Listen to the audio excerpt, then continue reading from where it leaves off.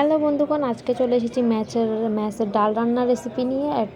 এটা একটা ম্যাশের আন্টি আমাকে দেখিয়ে দিয়েছে যে কীভাবে রান্না করে। তো চলুন শুরু করা যাক। এর জন্য আমি প্রথমে 1 পাতিল পরিমাণ পানি নিয়ে নিচ্ছি। এর থেকে কম নিতে যাবেন না, পাতিল ভরে ভরে দিবেন। এরপর ডাল নিয়ে নেবেন, তো মুগ ডালের বদলে মসুর ডাল দিবেন আপনারা।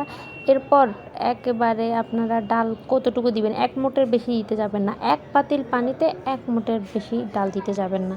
এরপর দিয়ে দিব পেঁয়াজ কিন্তু ভাই 200 টাকা কেজি, তো বেশি দেওয়া যাবে না, ম্যাশের মানুষই তো খাবে। 1-2 টুকরো দিলেই হবে, এতেই কিন্তু অনেকজন 200-300 জন মানুষ খেয়ে ফেলতে পারবে।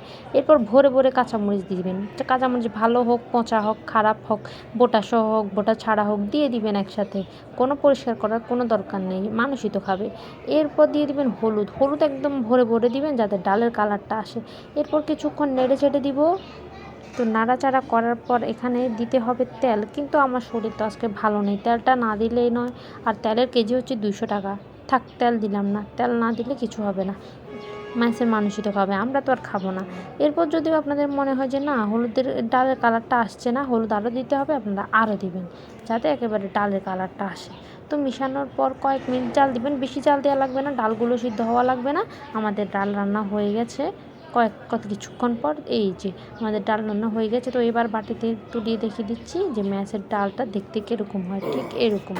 এই ডালটা খেয়ে ম্যাশের মানুষেরা জীবনযাপন করে। দেখেছেন কত মজার ডাল, কত সুন্দর ডাল। এটাই তো আমরা ম্যাশে খাই। যারা যারা ম্যাশে খেয়েছেন তারা কমেন্ট করেন।